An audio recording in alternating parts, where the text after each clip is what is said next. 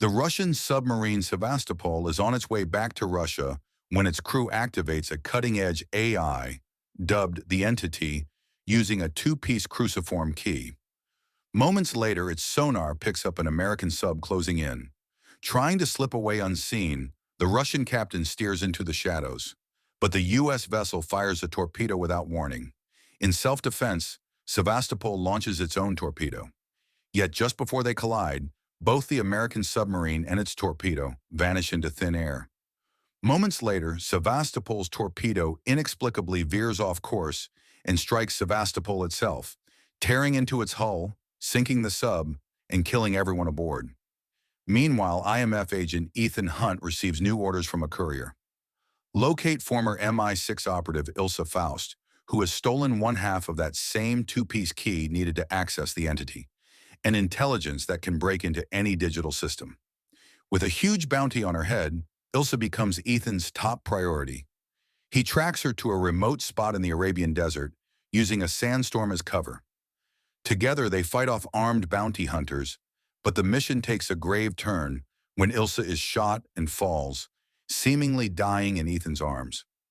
Back in Washington, D.C., a group of top intelligence officers, including DNI Denlinger and newly reinstated IMF Director Eugene Kittredge, meet to discuss the entity's growing threat. Kittredge warns that whoever controls the AI could seize global infrastructure and financial networks. Before they can make a plan, a masked attacker releases knockout gas into the room. Kittredge, wearing a gas mask, watches in shock as the assailant unmasks himself. It's Ethan Hunt. To everyone's astonishment, Ilsa steps out, alive and unharmed. The two key halves are reunited, and Ethan defiantly announces he's going rogue.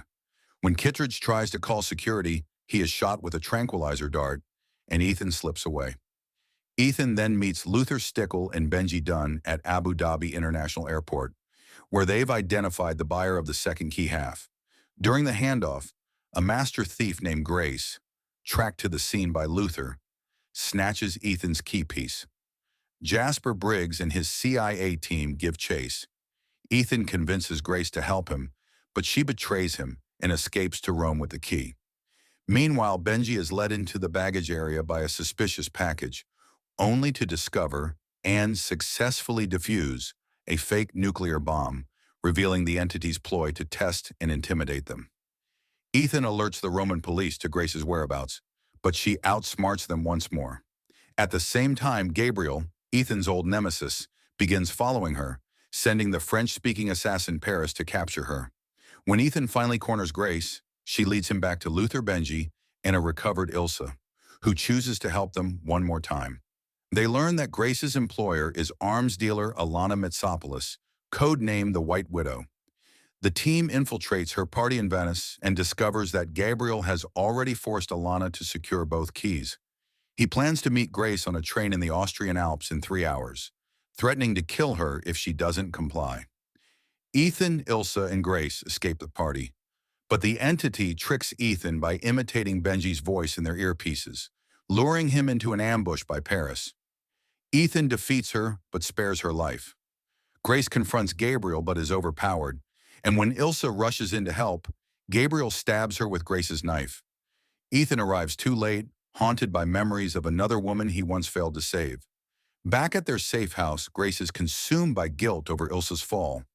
Each team member shares how they too once faced certain death before being recruited into the IMF. They hatch a bold plan. Grace will use a mask and voice changer to impersonate Alana aboard the train, retrieve the key from Gabriel, and hand it to Ethan, who will pose as her brother Zola. Benji readies Grace's disguise, but before Ethan can don it, the entity disables Benji's gear. With no time to spare, they improvise. Grace goes in alone. Ethan speeds toward the train on a motorcycle. Once Grace has tranquilized the real Alana and taken her place, she meets the buyer, only to find it's Kittredge himself. Gabriel, acting on the entity's instructions, sabotages the train's controls to block Ethan, then meets with Denlinger in Paris. Denlinger offers America global dominance by allying with the entity, threatening Gabriel with knowledge that the Sevastopol wreck holds the AI's vulnerable source code. Gabriel responds by killing Denlinger in Paris, declaring that no one who knows of the Sevastopol can survive. Still posing as Alana, Grace agrees to complete the sale, but suddenly turns on Kittredge, demanding immunity and a new identity from the IMF. Unable to betray her teammates again, she flees with both keys just as the real Alana bursts in and unmasks her. Guided by Benji's instructions, Ethan drives off a cliff and parachutes onto the train, saving Grace from being shot by Zola and Alana's henchmen. Gabriel intercepts them, pockets the keys, and battles Ethan in a fierce, close-quarters fight. Just then, Briggs arrives, allowing Gabriel to escape. He detonates explosives that blow up the track. With moments to spare, Ethan retrieves the keys from Gabriel's pocket mid-fight. He orders Briggs to evacuate the passengers. As the train plummets into a ravine, Ethan helps Grace to safety. They find Paris barely alive. She reveals that the Sevastopol wreck lies just ahead, and that Ethan will need a wingsuit to reach it. Grace accepts Kittredge's offer to join the IMF. Ethan then disappears into the night to meet Benji, their next mission clear. Find the Sevastopol, unlock the source code, and destroy the entity once and for all.